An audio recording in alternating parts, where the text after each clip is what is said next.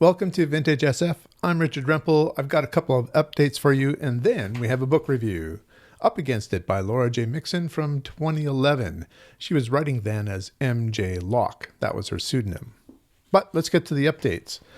Many of you know that I was involved in a charity called the Children's Hospital Book Market, and we had our big annual sale.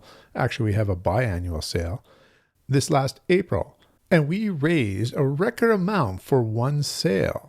Over 3 days, we sold $406,000 worth of used books. And we have one more sale in September. If we do as well or close to as well as we've done here, we'll have raised $750,000 for the Children's Hospital.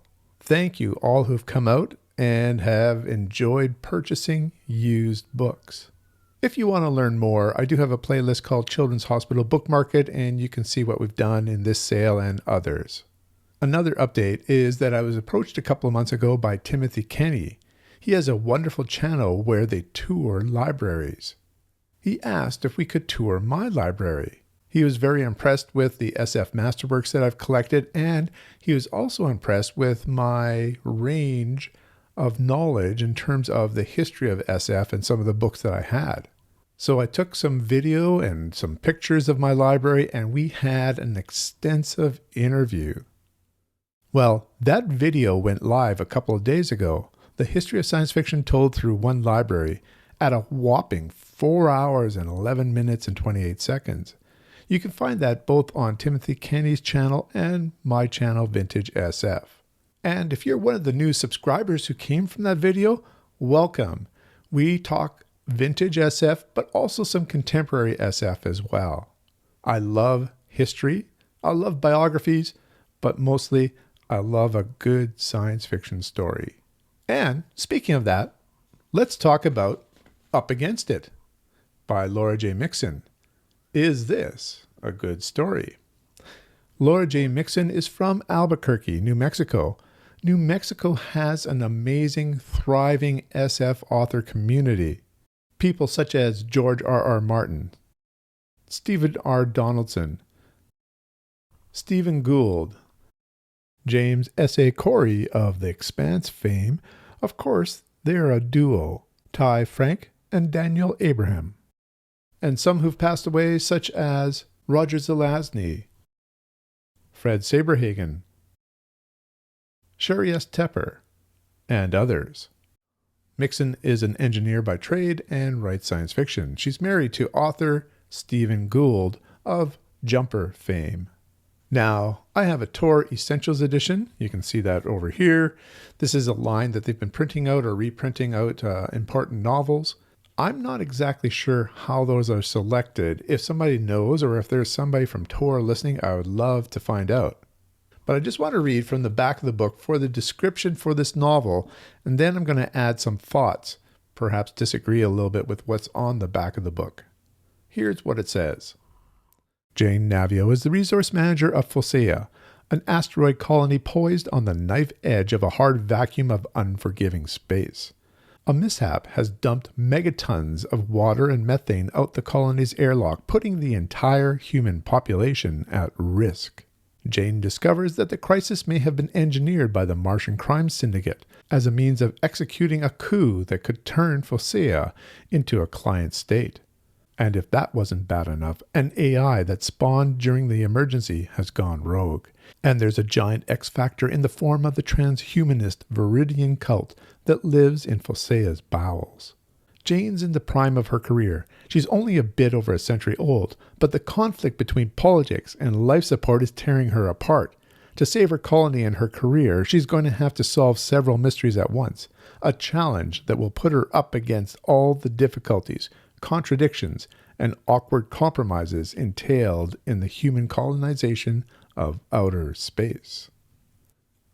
From this description, I'm thinking you would think there's only one protagonist, Jane. This is not the case. This is a novel with two storylines that weave together. Jane is in charge and is somewhat of a bureaucrat here in this asteroid colony, but this unforgiving setting obviously creates some tension, and there's hard science fiction here to talk about whether they have enough water left to survive. But this accident here that happens, is it really an accident? And it kills a young boy.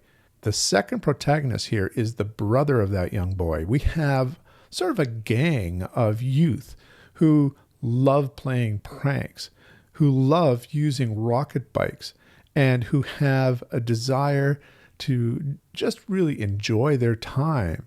The character from this group that we follow, his name is Jeff, and his brother Carl, as I said, dies in this, not accident, sabotage of the ice for the station.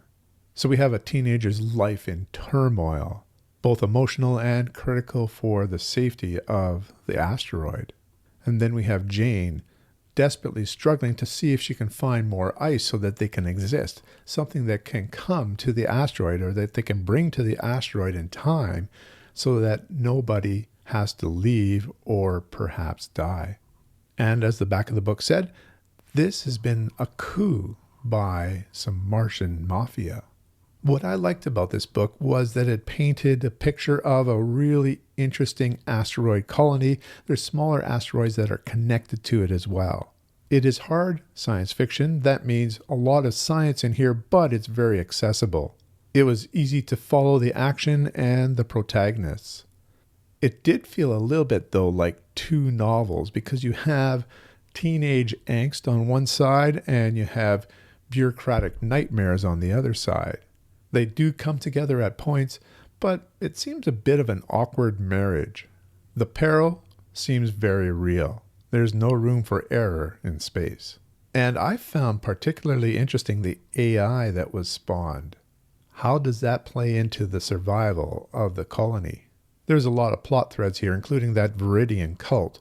Not all of them were really explored to my satisfaction, and there's no sequel to this novel, although there could have been.